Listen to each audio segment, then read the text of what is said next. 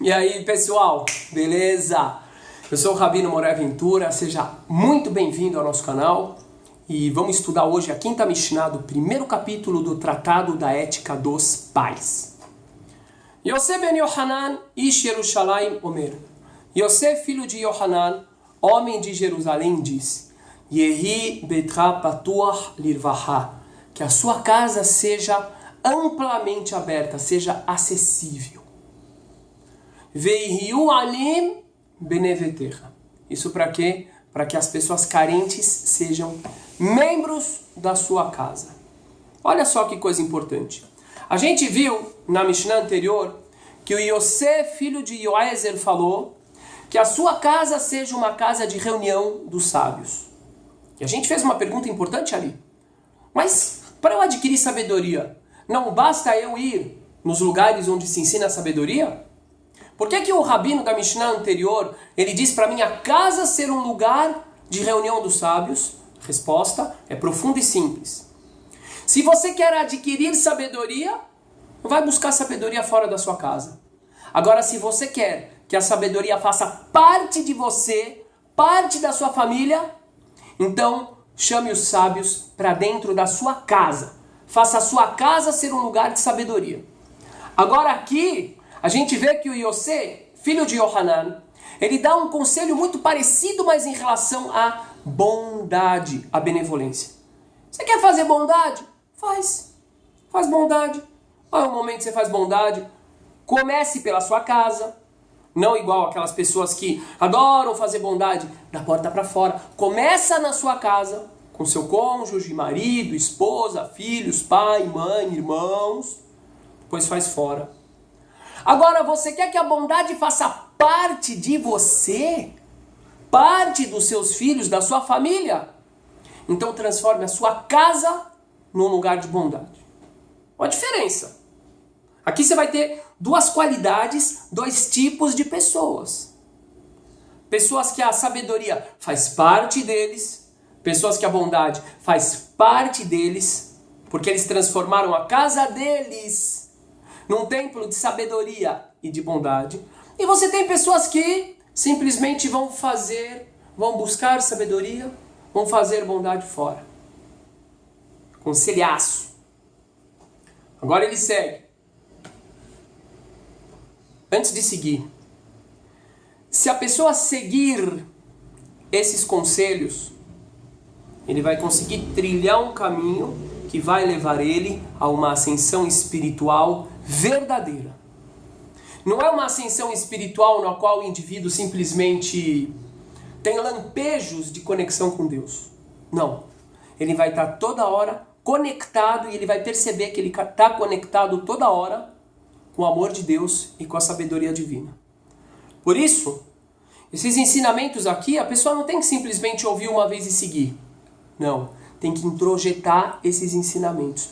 Todos os dias voltar no estudo da Mishnah, do Pirkei Avot. Todos os dias aprender uma Mishnah nova, mas voltar nas anteriores. De modo que elas estejam introjetadas. E praticar e aplicar. Pirkei Avot não é um livro de teoria. Um livro de prática. Vamos lá, vamos seguir a Mishnah. E peço calma às mulheres. Vocês já vão entender por quê. Aqui. Ve'al tarbesi haimaisha. E não fale muito com a mulher. Pera aí, calma aí, segura. Beisto amru, karva homer beshet haveru. Isso, os sábios estavam se referindo a qual mulher? A própria esposa. E com muito mais razão, eles se referem à esposa do seu amigo. Mikan amru hachamim, daqui disseram os sábios.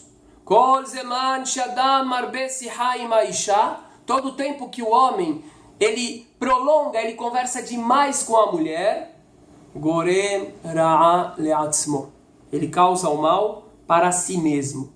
O volter me deveria Torá, e ele acaba anulando o tempo do estudo da Torá. Ele perde o tempo do estudo da Torá. Vesofo yoresh gehinam, e no fim ele herda castigo, a punição, ou melhor falando, uma má consequência. As mulheres, obviamente vão ficar nervosas, e muitos homens também, com muita razão. Então vamos lá. Vou explicar uma coisa muito importante em todo estudo que a gente faz. Em primeiro lugar, ética dos pais não é lei, é conselho. Então ninguém é obrigado a cumprir exatamente o que está escrito aqui. Isso aqui é o primeiro conselho para todos os conselhos da ética dos pais. Não é lei.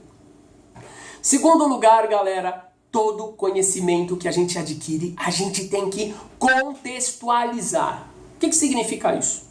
Hoje, eu posso aplicar a primeira parte da Mishnah aqui em São Paulo? Eu vou abrir a porta da minha casa, eu vou mandar o porteiro abrir a porta do prédio e falar para todo mundo, quem quiser entrar, entra. Não posso fazer isso. Os tempos são outros. A gente tem uma série de perigos num tipo de ação dessas. Então a gente tem que pensar como aplicar o espírito daquela letra hoje em dia. Qual que é o espírito da letra? Generosidade. Transformar minha casa num templo da generosidade. Ok? Eu vou ver como é que eu posso fazer isso hoje. Mas obviamente não é do mesmo jeito que eu podia fazer 2000 anos atrás. Ótimo. Agora vamos para a questão da conversa com a mulher.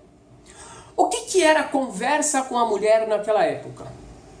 Naquela época, a conversa com mulher era sinônimo de fofoca, de conversar sobre amenidades. Por quê? Porque a mulher era inferior, isso é machismo, isso é o quê? Não. Simplesmente porque a mulher não tinha acesso ao estudo. A conversa dela era outra. Agora, hoje em dia, você tem mulheres com tanto conhecimento quanto os homens. Então, obviamente, não se aplica mais esse ensinamento da forma que foi transmitido aos dias de hoje. Agora, claro que se ele tá se referindo a uma conversa de perda de tempo, de amenidades demais, isso se aplica aos dias de hoje, mas não necessariamente com a mulher, com qualquer pessoa. Por quê? Porque vai causar aquilo que ele está advertindo aqui. Vai fazer com que a pessoa perda tempo e acabe não dedicando o seu tempo ao que é o mais importante, ao estudo da Torá e à espiritualidade. Isso em relação às conversas de futilidade. Agora, pera lá também. Tem uma passagem na Guemará muito maravilhosa, onde um aluno, ele foi bem indiscreto, ele foi muito indiscreto, e ele acabou escutando conversas particulares do grande rabino dele com a esposa. E ele viu que o rabino falava muitas, chamemos assim, de amenidades. Aí depois ele chegou para o rabino e falou, rabino, desculpa, eu ouvi a conversa e tudo, mas eu preciso fazer uma pergunta. O senhor falou que a gente não pode ficar perdendo tempo falando bobagem, mas eu ouvi o senhor com sua esposa assim. O rabino sorriu para ele e falou, nesse caso, a minha conversa com ela era sagrada. Por quê? Faz parte da relação, da atenção, do amor, de se importar. Então, cuidado com conclusões precipitadas. A atenção, o carinho e o amor são base para que a gente tenha uma boa relação. E a boa relação é base para que a gente possa crescer espiritualmente. Estou falando da relação marido e mulher. Quanto a conversas de amenidades com outras mulheres, aqui ele está advertindo e trazendo uma reflexão importante. Isso vai fortalecer o quê? É uma conversa focada em algo edificante e importante? Ou, no final das contas, é uma conversa focada em algo que vai trazer um instinto, a realização de um instinto errado para fora? Essa é a grande reflexão. Então, no final das contas, ele está querendo dizer assim, faça como o meu colega falou na Mishnah anterior. Transforma a tua casa num lugar de sabedoria. A sabedoria deve fazer parte de você. Transforma a sua casa num lugar de bondade. O cara corre o risco, ele vai ficar muito em casa, a casa dele é para receber, para isso, para aquilo, ele vai acabar transformando a vida na casa no centro da vida dele. É o bate-papo, é a amenidade. Não se esqueça que tem um outro foco muito importante. Valorize o seu tempo e não desvia. Obviamente que hoje em dia esse conselho é para homem e é para mulher. Não perde tempo. Não perde tempo se você quer de verdade cumprir a sua meta nessa realidade aqui. Grande abraço para vocês, fiquem com Deus.